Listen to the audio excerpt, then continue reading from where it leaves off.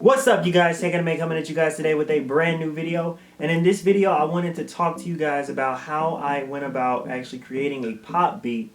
It's just kind of give you guys some insight onto my creative process for actually creating some of the songs that I actually create out there. The song that I'll actually be showing you guys is a song I made quite a while ago, actually. It's called All Night. I'll also leave a link inside the description below so that way you guys can check it out. The full song with the vocals and everything included as well. So yeah, I'm just gonna go ahead and kind of give you guys some insight on how I went about the creative process, how I kind of decided I wanted to go about making the song, and how I kind of split up each section and how I kind of thought about it as far as from a kind of rap, kind of sing, kind of pop feel perspective. So let's go ahead and get started, you guys. So the first thing that you'll actually notice is I've already got the song loaded up. So that's the really big point is I'm going to go ahead and kind of walk you guys through what I did in order to get the song the way that I wanted to get it. So I'm actually going to start off with just the Rosenfeld. So the Rosenfeld, if I'm actually pronouncing this correctly, I believe it's Rosenfeld. Rosenfeld, I think that's how you pronounce it. But the Rosenfeld is from the Maelstrom, which I also hope I'm also equally pronouncing correctly. It's from the Maelstrom synthesizer, which is already something that's been included inside of Reason. And what I'm going to do is I'm going to go ahead and show you guys kind of how it sounds. And this is actually the sound that was the defining moment for All Night. Because when I was thinking All Night, the first thing I was thinking, okay, party, late night kind of vibe, and the first thing that I heard was this synthesizer. The first thing I heard was this synth in the synthesizer, and it just, I knew it right then and there. So I'm gonna go ahead and play it.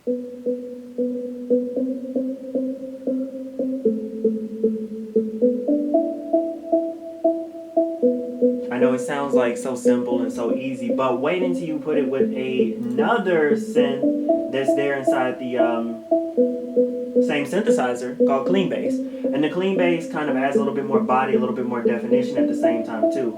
Also notice I put reverb on just about everything. So when I add in the Clean Bass, check this out.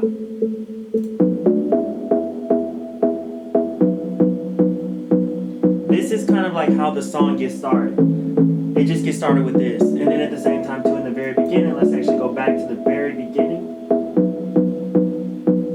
Also even put my own signature in there at the same time too, or my producer tag per se. Then we're going to go ahead and scroll on down.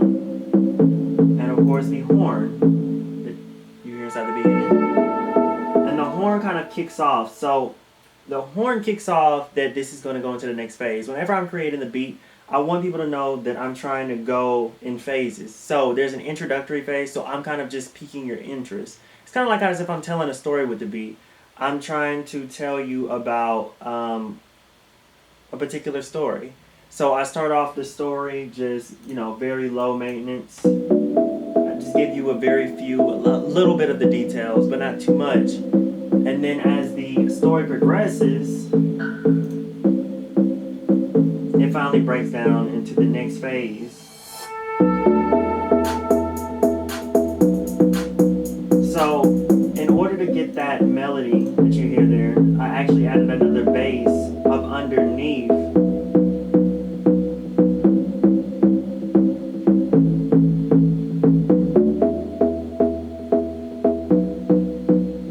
This bass actually hits a little bit lower, so that way as soon as you hear it, you'll most definitely feel it. And of course, you cannot forget the layered claps.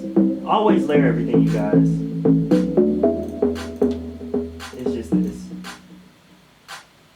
Clap, high clap, low clap. And that right there could actually be a song all by itself. And of course, you gotta add in hi-hats. The hi-hats are very, very simple. Hi-hats are very simple. So the reason I use something called redrum. And in the redrum, I just kind of programmed it so that way it hits hard and then it hits soft. but it alternates, so that way you get a little bit of a kind of a groove to it. So as soon as you hear it,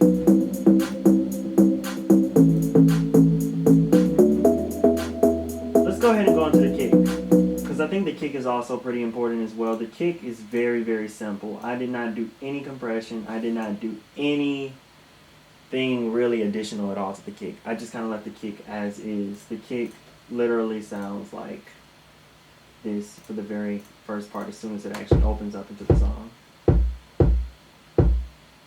It's a very airy kind of kick, stacked on top of some other kicks as well. They all are, actually, believe it or not, they all are the same kick, just I just decided to layer them because guess what? It sounded good at the time. I think the most important thing is that to just do whatever feels right, or do whatever actually sounds good to you, because at the end of the day, you're the person that actually has to make the decision at the end of the day whether or not if it's something that's going to go or if it's something that's not going to go. So with the kicks in there, let's go ahead and go back, and this is now getting into the beefy part of the song.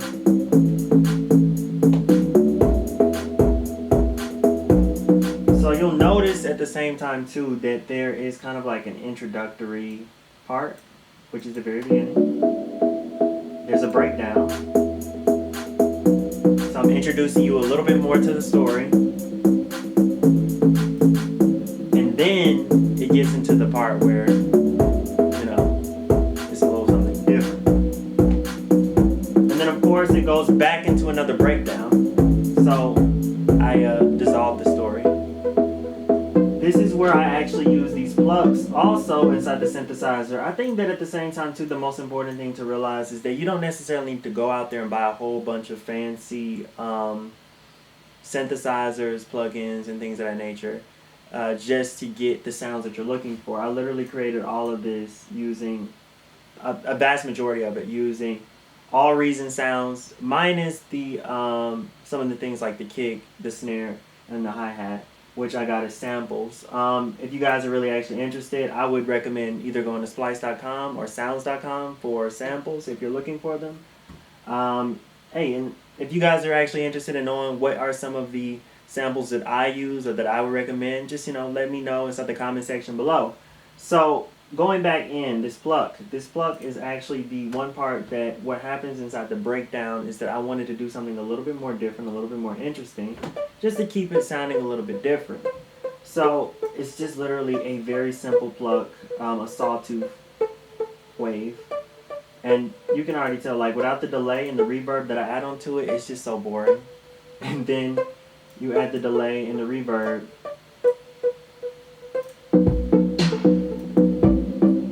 And this is when I also introduce the snare. So I have a combination of a wet snare and at the same time too, oops, I actually added in a kick. So these are some of the driest snares you will ever hear. It's so dry. It's like straight to the point. And then you add in this one wet one. And it's just to give it some vibe, you guys, And then when you add it in with the kicks,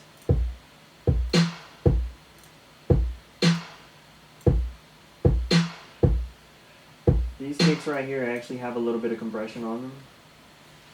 Whereas the other ones, it's funny. These kicks actually all have compression on them. I'm sorry, you guys. I had made the mistake. No, they don't all have compression. I don't know what my logic was for actually the very first kick. I guess I was thinking, okay, the first kick is going to be the hardest hitting kick. That's it.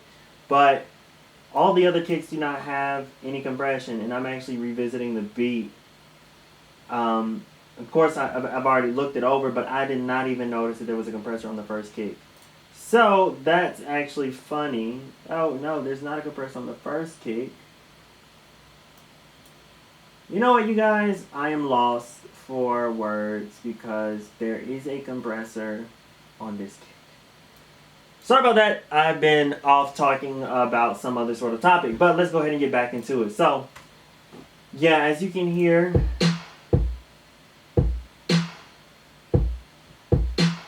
this most definitely has a nice sound to it. And then when you add in the beat on top of it, you'll also notice. Oh, sorry about that, you guys.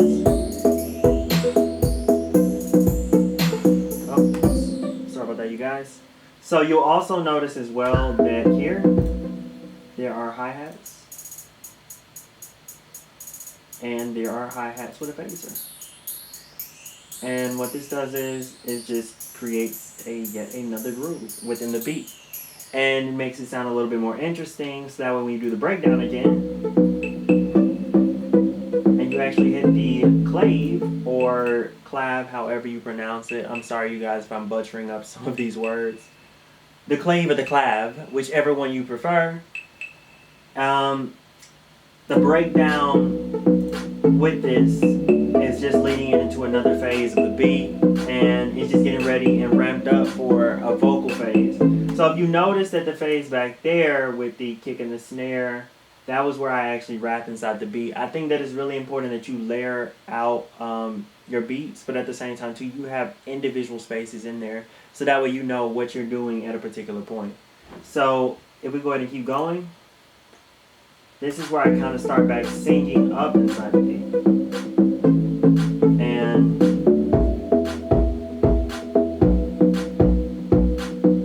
I'll let you guys actually check it out.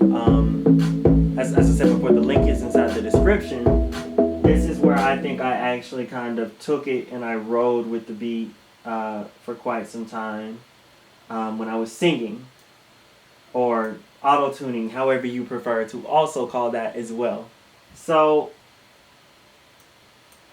as I continue going forward, you guys, that is pretty much it, minus all of this stuff that is right here. This is a lot of vocals.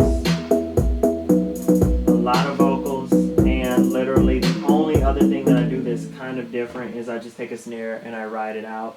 Let me go ahead and show you guys really quickly a little bit of the instrumentation. Literally, all you'll see is synthesizer, delay, reverb. Synthesizer, delay, reverb. Synthesizer, delay, reverb. Synthesizer. And for these re-drums, there is literally only compression on one, but on the others there is no compression, which is kind of funny for me because I didn't find out that until like now, even though despite the fact I've looked at this beat probably well over 100 times. But you know, hey, it's always good to know that you put something in there that you did not know that you had in there before. So, and the only other thing that you'll also notice is that I use a screen for and reverb as well as a pulverizer. This was all only used actually for my very own producer tag. And it's something I've kind of done now for a while, and I've kind of stuck with it. And as you can continue to, go through, and as we continue to go through, you'll notice that as for all the rest, it's pretty much all the same, you guys. These are actually also a part of the vocals. So you'll notice here with the vocals, it's very simple as well. We got a Neptune pitch correction device, or my auto-tune in a box, reverb, and some delay. And at the same time too, if we keep on scrolling all the way down, and I also want to tell you guys too, layering your vocals is also a really good practice. Layering vocals is an excellent practice because it really does add so much more depth and dimension whenever you're trying to create a track that is supposed to be really kind of have some sort of like harmonic tone to it, if you know what I'm saying. Like it really just, it makes it sound so much better. It makes it sonically sound better when you have layers rather than you just going in with just one vocal only. Other than that, I have really, you guys, barely used anything else other than a couple of few simple instruments. This one right up here, actually, I just passed this one up.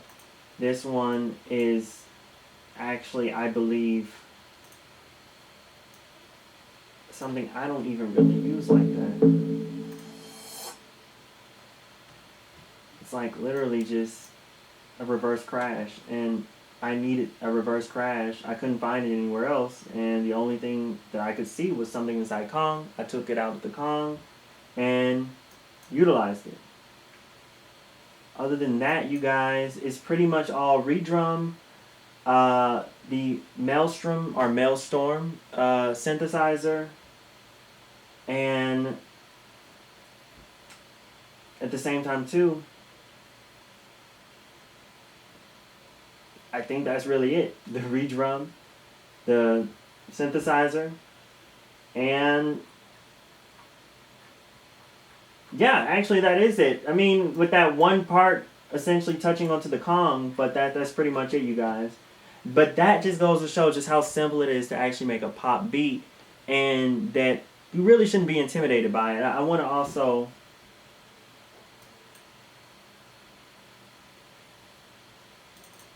let me also dig into the melody here as well.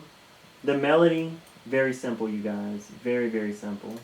Like I said before. The melody is something that I kind of heard and I stuck with it, and I was like, okay, this is it. But this is a very simple melody, and literally some of the greatest songs out there, they have some of the most simple melodies. They are really, really constructed, very easy from beginning to end. And I think that if you are trying to get into producing, whether it be hip-hop, pop, and I kind of do a little bit of, I cross genres actually a lot, that you should not get discouraged, because pop is just another extension of any other form of music. It's just remembering to keep things simple, remembering that the melody is a really, really catchy part of the beat.